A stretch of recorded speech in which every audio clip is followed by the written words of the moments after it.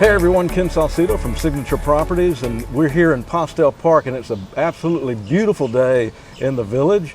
And my guest today is Rachel Irvin. She's the CEO of Rachel Made Products and Crafts in the Village. Rachel, thanks for joining me today. Oh, thank you so much for having me. Now, normally Postell Park, I mean, when you're here, normally it's full of vendors, right? We've got up to 60 artist tents that are out here in the park with us at our events, just bringing all of their wonderful handmade items and art to our villagers. Yeah, well, we're going to talk about crafts in the village in just a moment, but let's first talk about you. How you got here to the island and how you came up with Rachel Made Products and what they are, and crafts in the village. Share a little bit about that. Absolutely. In 2017, I came down here for a show right here in Postell Park. And before I'd even set foot on the island, I knew I was in love with the coast here and I had to move here. So 9 months later I did. January 2018, I moved right here on the island. And going back to Rachel Made, that started in my kitchen for my own sensitive skin. I've got eczema, I needed a good moisturizer for my hands, and I got to work, came up with something great, and got out in a booth to start selling it. So you started that business, started going to craft shows on your own? I did, yes. So I was just attending shows in the Atlanta area at first. That's where I was based. Started traveling to different events, which is what brought me down here for the spring craft show in March of 2017. And yeah. You were sharing earlier about when the pandemic hit. That kind of altered the landscape for a lot of businesses. So did this Crafts in the Village kind of evolve from that, or how did you end up getting all these vendors to come to Postell Park? You're absolutely right. When the pandemic shut events down everywhere, small businesses like mine had nowhere to go and sell our products.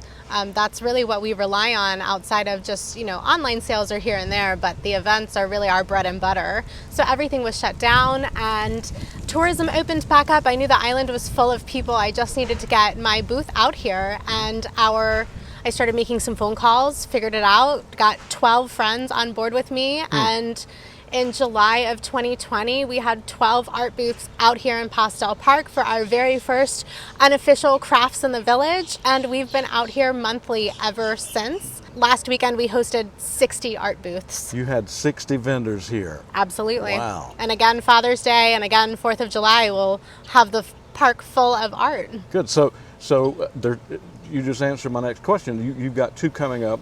Father's Day weekend. That's right. And 4th of July. Correct. So how many of these events here in Postell Park do you do a year? I host 14 events per year, February to December. So October and November, we do host multiple dates as our snowbirds come back into town. We have fishing tournaments and, the RSM Classic, and after Thanksgiving, we just have a lot of great weekends here in the fall and such beautiful weather to host some artists. Yeah. You're a young entrepreneur. You started your own company. It expanded into this venture where you've got 60 vendors coming every week. What's in your future? Do you have some future plans that you're looking at?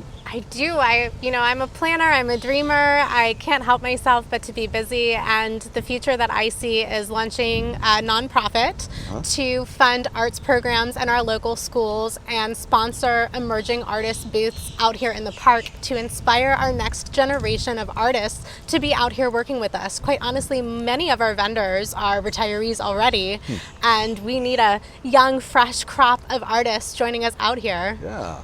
And also some plans maybe to expand into other areas? So yes, we have our eye on Savannah for Crafts on the River, and hoping to launch that in 2023. Lots of work to be done. We're not there yet, but it is coming. This is incredible. I know some of you, many of you have come out to see the Crafts in the Village. So mark it on your calendar. Father's Day weekend. June 18th and 19th. And July the 4th. Is the 2nd, 3rd, and 4th. We're out there 3 days for 4th of July. So Rachel, if there's an artist out there that wants to be a part of Crafts in the Village, do you have room for more vendors? How can they get in touch with you? Vendors are always welcome to submit their applications. Our vendor packet can be found at craftsinthevillage.com. We also have a Facebook page, Crafts in the Village. You're welcome to send me a message and I'll get in touch with you. We're going to have all that information at the bottom of the screen, also in the text supporting this article on parkbench.com. But thank you for joining us, and Rachel, thank you for being with us today. Thanks for having me. We wish you well in all your ventures in bringing crafts to the village here and bringing this community together with what you do. Thank you. So until next time, this is Ken Saucedo saying, hope all of you have a wonderful island day.